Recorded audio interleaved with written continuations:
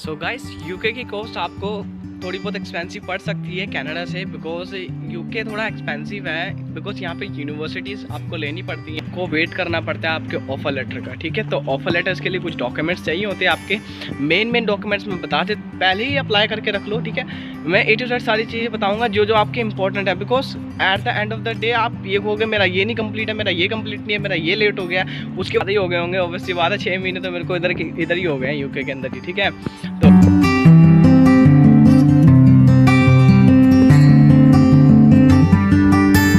तो hello guys, आपका welcome है एक नई वीडियो के अंदर।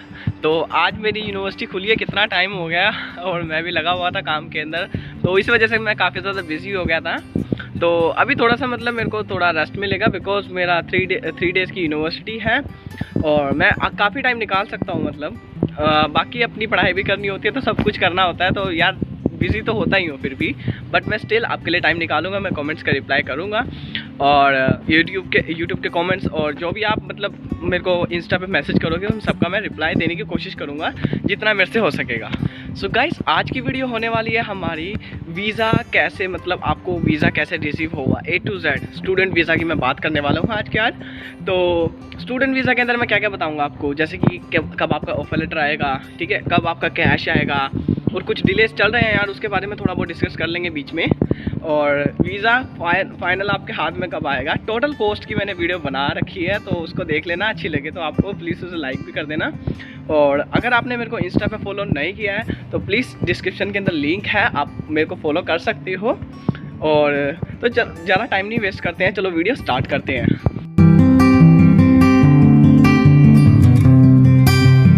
सो गाइस, यूके की कॉस्ट आपको थोड़ी बहुत एक्सपेंसिव पड़ सकती है कनाडा से, बिकॉज यूके थोड़ा एक्सपेंसिव है। बिकॉज यहाँ पे यूनिवर्सिटीज़ आपको लेनी पड़ती हैं इंस्टीट्यूट ऑफ कॉलेजेस, तो इस वजह से आपकी थोड़ी बहुत फीस जो है ऊपर नीचे हो सकती है।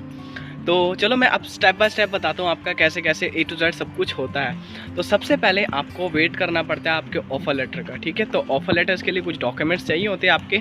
मेन डॉक्यूमेंट्स मैं बता देता हूँ, ज़्यादा मेरे को, ठीक है, इतना मैं अब भूल गया हूँ, बिकॉज काफ़ी टाइम हो गया ना, 6-7 महीने हो गए हैं मेरे प्रोसेस को, तो ज़्यादा ही हो गए होंगे। ऑब्वियसली बात है 6 महीने तो मेरे को इधर ही हो गए हैं यूके के अंदर ही। ठीक है, तो सबसे पहले आपको ऑफर लेटर के लिए पासपोर्ट चाहिए, मैंडेटरी, पहले ही अप्लाई करके रख लो। ठीक है, मैं A to Z सारी चीज़ें बताऊंगा जो जो आपके इंपॉर्टेंट है। Because at the end of the day आप ये कहोगे मेरा ये नहीं कंप्लीट है, मेरा ये कंप्लीट नहीं है, मेरा ये लेट हो गया, उसकी वजह से इनटेक ना डेफर हो जाए इस वजह से। तो सबसे पहले आपने क्या करना है, पासपोर्ट रेडी रखना है, अपनी SOP बनानी है। ठीक है, खुद से पॉइंट्स बनाने हैं, गूगल पे देखो, सारी जगह देखो, जिधर भी जो भी मिले ना, आप जितना मतलब ये नहीं मैं कह रहा आप प्रोफेशनल लेवल की बना लो, कुछ भी जो आपको समझ आए पॉइंट बना के रख लो। ठीक है, फिर उसके बाद अगर आपने एजेंट से अप्लाई करना है तो यार अगर आप दिल्ली के अंदर आती हो ना तो मुझे कांटेक्ट कर लेना, तो मैं दिल्ली के अंदर तो आपका मैं केस करा दूंगा। बाकी इधर उधर के मैं हैंडल नहीं कर रहा हूँ यार, देखो मेरे को ना ज़्यादा हेडेक होती है, क्योंकि सारी जगह हैंडल करना ना फिर दिक्कत हो जाती है, फिर बच्चों की मैं हेल्प नहीं कर पाऊँगा, फिर अच्छा नहीं लगता ना, क्योंकि किसी से मतलब केस भी लगवा दिया और फिर उसकी हेल्प ना करो तो फिर ये चीज़ अच्छी नहीं लगती है। तो इसलिए मैं दिल्ली के केस हैंडल कर रहा हूँ। अगर आपको अच्छा लगता है कि हाँ मैं इससे फाइल लगवा सकता हूँ और मेरा एजेंट फ्री ऑफ कॉस्ट है, आपको कोई पैसा देने की ज़रूरत नहीं है, आपका वीज़ा आ जाएगा, कोई टेंशन वाली बात नहीं है। और हेल्प भी करता है आपको वो, अगर आपको कोई रहता भी नहीं है ना यूके के अंदर तब भी वो हेल्प कर देता है। यार मेरी तो हेल्प की थी उसने, बट ऑलरेडी मेरा यहाँ पे एक मेरे क्या कहते हैं भाई के जो फ्रेंड थे उन्होंने मेरी हेल्प की थी, जैसा कि मैंने पिछली वीडियोस में भी बता रखा है आपको। तो चलो वापस से आते हैं टॉपिक के ऊपर। तो ऑफर लेटर, ठीक है, ऑफर लेटर के लिए पासपोर्ट हो गया आपका, SOP तैयार कर लिया आपने, और 12th होगी, 10th होगी, मार्कशीट प्लस सर्टिफिकेट्स, ठीक है, ये चाहिए होते हैं। फिर आपका बर्थ सर्टिफिकेट होता है, ठीक है, वो ऐसा मतलब कोई नीड नहीं है उसकी, बट स्टिल आपके पास होना चाहिए। और इंग्लिश ट्रांसलेशन ध्यान रखना है, ठीक है, इंग्लिश ट्रांसलेशन होनी चाहिए आपके पास। तो ऑफर लेटर के लिए बस इतना ही, ठीक है। अब आपको ऑफर लेटर अप्लाई करना है। अब आपका इंटेक जब भी है, जैसे कि आप जनवरी के अंदर आ रहे हो सपोज, ठीक है, तो आपको एटलीस्ट 3 to 4 months पहले ही अप्लाई करना है। दिस टाइम, आज का जो टाइम चल रहा है, इतने बच्चे आ रहे हैं इंडिया से, यहाँ पे अकोमोडेशन एकदम बुक हो जाती है, बिल्कुल इतनी बहुत ज़्यादा बच्चे आ रहे हैं यार, यहाँ पे अकोमोडेशन का बहुत प्रॉब्लम हो रहा है यहाँ पे। बट ऐसा है कि आपको अकोमोडेशन के अंदर अगर आपको लेनी है तो थोड़ा सा आपको क्या करना पड़ता है दिखाना, मतलब स्पीड दिखानी पड़ती है, हाँ जी मेरे को चाहिए और मेरे को प्रोवाइड कराओ। यार अभी भी मैं लोकेशन चेंज करने की कोशिश कर रहा था, इतनी अच्छी जगह है वो। अभी आपको शॉर्ट्स में दिखा दूंगा मैं, ठीक है, एंड मतलब स्टार्टिंग में ही दिखा दूंगा। अभी मैं वीडियो रिकॉर्ड कर रहा हूँ, लास्ट में शॉर्ट्स वगैरह रिकॉर्ड कर लूँगा। वहाँ पे धूप इतनी आ रही है, बस नज़र ही नहीं आ रहा ढंग से। तो यार मैं क्या बात कर रहा था, तो बस आपको ना अकोमोडेशन का मतलब आपको देख के आना है, आपका कोई रहता हो इधर, ठीक है, तो उसमें कोई दिक्कत नहीं है। बट स्टिल आप मतलब मेरा एजेंट हेल्प कर देता है। देखो मैं आपको सीधा सीधा बता रहा हूँ, बाकी आपकी मर्ज़ी है। कोई ना कोई निकल ही जाता है यार यहाँ पे नहीं होता है तो फिर कहीं ना कहीं सेटिंग हो ही जाती है। और कुछ टाइम के लिए होटल ले लो, एक हफ्ते के लिए इधर उधर ढूंढ लो, ठीक है, सब हो जाता है मैनेज। तो वीडियो ज़्यादा लंबी हो जाएगी इसलिए मैं कंटिन्यू करता हूँ वापस से, ठीक है। तो ऑफर लेटर आपका आ गया, ठीक है। 1 महीना लगेगा कम से कम इस टाइम पे, बहुत ज़्यादा रश है इस टाइम पे। 1 महीना तो बड़े आराम से लगेगा। आप ये ना हो कि आप 1 महीना एक ही यूनिवर्सिटी में अप्लाई करके बैठो, 3-3 4-4 यूनिवर्सिटी में अप्लाई करो। और कैसे चूज़ करनी है, सबसे पहले देखनी है अपनी लोकेशन। इनर लंदन हो ज़्यादा बेस्ट रहता है, बर्मिंघम हो तो भी अच्छा रहता है, ठीक है। और भी काफ़ी सारी सिटीज़ हैं, बट ऑफ एरिया में मत जाना, मतलब जैसे कि थोड़ा मतलब अच्छा ज़्यादा मतलब डेवलप ना हो। डेवलप तो सारे ही हैं, मतलब यहाँ पर जॉब अपॉर्चुनिटीज़ देखनी होती हैं। देखो मेरे को बर्मिंघम के बारे में पता है, वहाँ पे बहुत अपॉर्चुनिटीज़ हैं, बस लंदन के अंदर तो सबसे ज़्यादा है, इससे ज़्यादा कहीं पे नहीं है, ठीक है। यहाँ पे एक जॉब छोड़ो तो दूसरी तैयार रहती है। तो हमें क्या करना है, हमें अपनी अर्निंग देखनी है यहाँ पे आके। ये नहीं देखना कि हाँ वो उसकी फ़ीस कम है यूनिवर्सिटी की तो मैं उधर जाऊँगा। अगर आप उधर चले गए सपोज़, ठीक है, फ़ीस कम है आपकी 10,000 भी मान ली, ठीक है, आती नहीं है, 12 से नीचे नहीं आती है, ठीक है। सब तो सपोज़ आपकी 12,000, ठीक है, आप कमा कितना रहे हो, ठीक है। अब जब आपको जॉब ही नहीं मिलेगी तो आप ऑब्वियसली बात है कम कमाओगे, तो कम कमाओगे तो फीस फिर तो वो भी ज़्यादा लगेगी जो कम है। तो इस वजह से ना लंदन चूज़ करना तो ज़्यादा बेटर रहेगा। मैंने तो लंदन ही चूज़ किया था। और रह किधर भी लो यार, मैं भी बहुत दूर रहता हूँ यूनिवर्सिटी से, बट स्टिल मेरा गुजर जाता है। 3 दिन का ट्रैवल है अभी मेरा, पहले तो 2 दिन का ही था। अब ये भी 1.5 महीने का है, मतलब सेमेस्टर पूरा का पूरा। इस बार इन्होंने कंप्रेस कर दिया सेमेस्टर को, हमें छुट्टियाँ देने और ज़्यादा बढ़िया है। छुट्टियाँ कैंसिल हो रखी थी हमारी, बस मिल गई है, शुक्र है। तो यार इसके बाद आगे करते हैं, ठीक है। ऑफर लेटर आ गया सपोज़ आपका, और आने के बाद 1 महीना वेट करके उसके बाद उसी के बीच में आपने फ़ंड्स प्रिपेयर करने हैं, ठीक है। ऑफर लेटर आते ही सपोज़, यार प्लेन की आवाज़ आ रही थी इसलिए मैं बीच में रुक गया था थोड़ा सा। तो ऑफर लेटर आने के बाद आपने क्या करना है, सिंपल फ़ंड्स प्रिपेयर करने स्टार्ट कर देने हैं। अब फ़ंड्स के अंदर आपको यार देखो, आप जिस हिसाब से देख लो आपके फंड कितनी आपने फ़ीस पे करनी है, जितनी भी करनी है ना। ऑफर लेटर के अंदर मेंशन है 70% है, 80% है, ये 50% है। उतनी पे करने के बाद जितनी भी बचती है वो फ़ीस, वो सारी की सारी अपने अकाउंट में डाल दो, ठीक है। उसी टाइम जब आपका ऑफर लेटर आ गया है, उसके बाद कुछ मतलब 4-5 दिन का टाइम लोगे चलेगा, कोई दिक्कत वाली बात नहीं। आपके रेंज नहीं हो रहा है, थोड़ा बहुत टाइम ले लो, बट कर दो, ठीक है। और उसके बाद लिविंग एक्सपेंस, इनर लंदन जाना है आउटर लंदन जाना है, पहले डिसाइड करो, ठीक है। फिर उस हिसाब से वो सारा मनी आपके अकाउंट में होना चाहिए उसी बीच में, ठीक है। तो ऑफर लेटर अप्लाई करने के बाद आपने सिंपल सारी जगह फंड्स ढूंढने हैं, जैसे तैसे करके। जैसे ही ऑफर लेटर आया सारे बैंक में होने चाहिए, आपके पेरेंट्स के बैंक में हो या फिर आपके बैंक में हो। यार एयरप्लेन आ रहा है, 1 मिनट। फिर यहाँ हर 2 मिनट बाद ना मतलब आता जाता रहता है, तो परेशानी होती है थोड़ी सी वीडियो बनाने में। तो ठीक है, फंड्स का मैंने आपको बता दिया। पेरेंट्स के हो या फिर आपके अकाउंट में हो या फिर एफडी हो, किसी के नाम पे भी हो चलेगा, सब चलेगा, ठीक है। पेरेंट्स के नाम पे होती है तो कॉन्सेंट फॉर्म लगता है एक सिंपल, वो एजेंट अपने आप करता है सब। मेरा हेडक तो यार सब एजेंट ने लिया था, मेरे को कोई परेशानी नहीं आई थी, बहुत ईजी था मेरा प्रोसेस। तो इसके बाद क्या करना है आपने, अब कैश अप्लाई करना है, ठीक है। कैश अप्लाई करने के बाद आपका बीच में ही आपका इंटरव्यू आएगा, ठीक है। इंटरव्यू आने के बाद मेरा देखो क्या था, कैश शील्ड था मेरा कुछ समथिंग करके ना। कैश शील्ड क्या होता है, एक टाइप का एक प्रोसेस होता है जिसके अंदर क्या होता है आपका एक कंटिन्यूस प्रोसेस चलता है, लाइक 0% से 100% होता है। तो वो 0 to 100% होने के बीच में आपका इंटरव्यू भी आता है, आपके डॉक्यूमेंट्स भी वेरीफाइड होते हैं। कैश शील्ड मतलब यार ये कैश शील्ड एक ना साइब ये कह सकते हो आप कॉन्ट्रैक्ट टाइप का मान लो। यूनिवर्सिटी ना कॉन्ट्रैक्ट करती है सब काफ़ी जनों से, तो उसी मतलब उन वो सोचते हैं कि हमारा काम कम हो जाए, वो इंटरव्यू भी अपने आप ले लेते हैं, डॉक्यूमेंट्स भी अपने आप वेरीफाई कर देते हैं, यूनिवर्सिटी को कराया काम मिल जाता है, ठीक है। तो बस वो उधर से वो रेस कर देते हैं कैश शील्ड वाले यूनिवर्सिटी को, ऐसे करके मतलब इनका पता नहीं क्या है, टाई अप्स है, ठीक है, जितना मेरे को पता है इसके बारे में। तो ठीक है, अब सब कुछ अपने अप्लाई कर दिया, कैश पे अप्लाई कर दिया, आपका इंटरव्यू आने लगा, ठीक है। तो कैश अप्लाई करते ही इंटरव्यू की प्रिपरेशन स्टार्ट, सीधा फटाफट इंटरव्यू, बिल्कुल अच्छे से, बिल्कुल सारे क्वेश्चंस मतलब याद कर लेने हैं, ठीक है। मतलब पॉइंट्स याद करने हैं आपने, ये नहीं कि रट के बैठ के लाइनें। लेकिन ईजी इतना होता है ना इंटरव्यू यूके का, बहुत ज़्यादा ईजी होता है।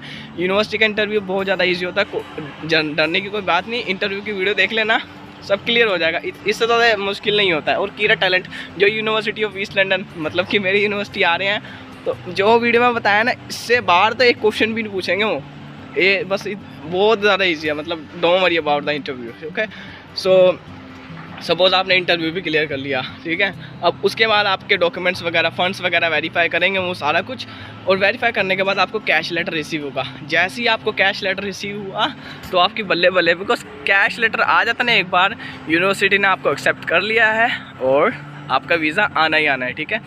हाँ, कुछ केसेस में होता है जैसे कि आप फेक डॉक्यूमेंट्स लगा ले, तो कई बार उनसे मिस्टेक हो जाती है चेक करने में, ठीक है। मतलब फेक डॉक्यूमेंट्स लगाना तो फिर हमारी गलती रह जाएगी ना।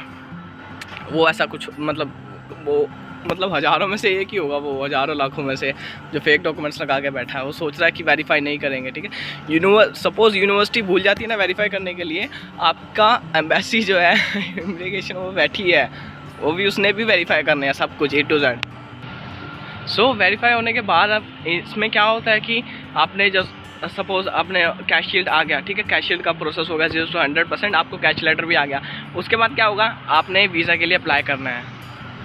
और वीज़ा के लिए भी ना, मतलब ये है कि जो आपने डॉक्यूमेंट्स दिए हैं ना कैश लेटर के लिए, जैसे कि उसमें बर्थ सर्टिफिकेट जाता है, ठीक है, 10-12 की सर्टिफिकेट, 10-12 का सर्टिफिकेट जाता है, और मार्कशीट भी जाती है, और इसके अलावा पेरेंट्स का कॉन्सेंट फॉर्म जाता है कि हम इसको स्पॉन्सर कर रहे हैं, ठीक है। और इसके अलावा और 4-5 डॉक्यूमेंट जाते हैं, मेरे को अभी इतना इतना याद नहीं है। जैसे फ़ंड्स का भी हो गया, ठीक है, फ़ंड्स के डॉक्यूमेंट भी जाते हैं। हमारे पास प्रूफ है कि 28 डेज़ ओल्ड है हमारे पास फ़ंड, ठीक है, वो डॉक्यूमेंट जाते हैं। और भी एक आधा डॉक्यूमेंट होंगे जो मैं भूल रहा हूँ अभी के लिए, ठीक है। तो वो आपको इस चीज़ की टेंशन नहीं लेनी है। बट एजेंट से अगर आपका कैश लेटर आने लगा है, नहीं मतलब अप्लाई करने लगे हो, तो अप्लाई करने से पहले ही आपको पूछ लेना है, हाँ मेरे को ये डॉक्यूमेंट्स चाहिए। एम्बेसी जाना है तो सब पूछ लेना है A to Z, मेरे को ये डॉक्यूमेंट्स चाहिए। तो एक दो जनों से और कंफर्म कर लेना जिन्होंने फाइल लगवाई है। तो आपको खुद रिसर्च करनी पड़ेगी, आपकी कोई हेल्प नहीं करने वाला, ठीक है। जब तक आप खुद की अपनी रिसर्च नहीं करोगे, आपको पता नहीं लगेगा आप सही कर रहे हो गलत कर रहे हो, ठीक है। तो ऐसे ही सबसे पूछते रहना है। और बाकी मेरे एजेंट ने मेरे को कोई प्रॉब्लम नहीं दी थी, वो मेरे को सारा कुछ अच्छे से बता रहा था, क्या क्या करना है, कितने डॉक्यूमेंट्स लगेंगे, कब लगेंगे, A to Z उसने सब बताया था, ठीक है। तो बस इतना ही था इसके अंदर। जहाँ से आपका कैश लेटर आया, वही एम्बेसी के लिए आपने VFS जाना है, ठीक है। अब अपॉइंटमेंट लेनी है ऑनलाइन वेबसाइट से, वो भी सब एजेंट बताएगा, ठीक है। अपॉइंटमेंट लेनी है, बायोमेट्रिक सबमिट करने हैं, और वहाँ पे ना आपको सबमिट करने के बाद आपको फाइल फड़ा देनी है उन्होंने, ठीक है। अब मतलब उनको फाइल देने के बाद यार बीच में पंजाबी का वर्ड निकल जाते हैं, यहाँ पे पंजाबी बहुत ज़्यादा बोलनी पड़ती है ना। बोलता तो मेनली पंजाबी हूँ, बट स्टिल कई बार हिंदी में बात करनी पड़ती है। यहाँ पे गुजराती बहुत है, और मतलब इंडिया से काफ़ी जने आते हैं यार यहाँ पे, तो फिर उसी हिसाब से एडजस्ट हो जाता है, तो बीच में निकल जाते हैं, उसके लिए थोड़ा सा सॉरी है ना। तो आप उसके बाद क्या करना है, उनको बस डॉक्यूमेंट्स पकड़ाने हैं VFS जाके, जो भी आपकी डेट होगी उसी को अकॉर्डिंग। सिंपल होता है, कुछ नहीं होता है VFS के अंदर। ये नहीं सोचना कि हाँ वहाँ पे इंटरव्यू होगा, कुछ नहीं होता वहाँ पे इंटरव्यू वगैरह कुछ भी। वो बस क्या करेंगे, आपके डॉक्यूमेंट्स लेंगे, स्कैन करेंगे, फिंगरप्रिंट्स लेंगे, ठीक है। अब उसके बाद आपको एक रूम में भेज देंगे, वहाँ पे बोलेंगे कि आप कैमरे की तरफ देखो, हाँ देख लिया जी। फिर मतलब बोलते तो इंग्लिश में ही है, बट वो इंडियंस भी बैठे रहते हैं वहाँ पे कितने, ठीक है। मेरे साथ में तो इंडियंस ही था, ठीक है, बट वही ना, मैं इंग्लिश बोल रहा था, उसने भी इंग्लिश बोली, ठीक है। वही यार, मतलब डरना कुछ नहीं, उनको कुछ नहीं लेना देना आपसे। आपको वीज़ा मिले ना मिले उनको कोई फ़र्क नहीं पड़ता है, ठीक है। बस उनको क्या फ़र्क पड़ता है, उन्होंने आपकी फ़ोटो खींचनी है और आपने एक सेंटेंस बोलना है, हेलो समथिंग करके, पता नहीं क्या बोलवाते हैं वो, मेरे को तो याद भी नहीं है अभी। और वो बोलने के बाद बस आपको उन्होंने कह देना ओके बाय बाय। आपको पासपोर्ट ले लेना उन्होंने, ठीक है। डॉक्यूमेंट्स उधर सबमिट हो गए थे, बट ओरिजिनल कॉपी आपके पास रहेगी, आप लेके घर आ जाना, ठीक है। बस इतना है। एम्बेसी फ़ीस भरी, वो फ़ीस वगैरह मैंने सब बताई हुई है। एम्बेसी 36,100 होती है, ठीक है। अभी बढ़ गई होगी, ऊपर नीचे होगी। प्रायोरिटी सर्विस तो चल ही नहीं रही है बिल्कुल भी अभी, इतना ज़्यादा रश है ना यूनिवर्सिटी के अंदर। इन्होंने क्या देखा एम्बेसी वालों ने कि इतना बच्चा आ रहा है यहाँ पर, हमारे पास तो स्टाफ ही नहीं है प्रोसेस करने के लिए। इन्होंने प्रायोरिटी सर्विस ही बंद कर दी है, ठीक है। प्रायोरिटी हो, सुपर प्रायोरिटी हो, कोई भी सर्विस हो, सब बंद कर दिया है इन्होंने। तो बस यार इतना ही था। देखो वीज़ा प्रोसेस तक आपका ऑफर लेटर आएगा, कैश लेटर आएगा, ठीक है, कितने दिन में आएगा, मैंने सब बता दिया। और वीज़ा कितने दिन में आता है मैं ये बताना भूल गया। और आपका वीज़ा आ जाएगा, देखो अभी तो देखो बहुत टाइम लग रहा है, 1 मंथ भी लग सकता है, 1 मंथ से थोड़ा बहुत ऊपर भी लग सकता है। अब थोड़ा बहुत रश कम हो तो टाइम कम लग सकता है, बट यूजुअली पहले कितने टाइम में आता था यार? पहले आता था आपका visa 15 days, 20 days, maximum 25 days, इससे ऊपर किसी का नहीं आता था, ठीक है। नॉर्मल ये जो फाइल है नॉर्मल, लेकिन प्रायोरिटी सर्विस लेते थे। मैंने प्रायोरिटी सर्विस ली थी बिकॉज मेरी यूनिवर्सिटी कह रही थी प्रायोरिटी सर्विस लो, ठीक है, तो मेरी यूनिवर्सिटी ने फोर्स किया था तभी मैंने प्रायोरिटी सर्विस ली थी और मेरे 25,000 इंडियन रुपीज़ थोड़े एक्स्ट्रा लगे थे। बाकी मेरा वीज़ा 7 डेज़ के अंदर आ गया था, 7 पता नहीं 8 डेज़ लगे थे, बट वही है ना, मैं हफ्ते में काउंट कर लेते हैं उसको, बट आ गया था, इतना फास्ट होता है, ठीक है। तो यार मेरा एक्सपीरियंस यही था, जितना मेरे को पता है मैंने अपनी तरफ से ट्रू नॉलेज दी है। आपको कोई भी डाउट होता है मुझे कमेंट्स के अंदर लिख देना और मैं उसका रिप्लाई ज़रूर करूँगा। और वीडियो कैसी लगी है प्लीज़ कमेंट करके ज़रूर बताना, और नेक्स्ट वीडियो किस टॉपिक पे चाहिए अगर आप कमेंट कर सकते हो तो प्लीज़ इसे कमेंट करना, और मैं नेक्स्ट वीडियो भी जल्दी लाऊँगा। तो तब तक के लिए bye bye, meet you in the next video.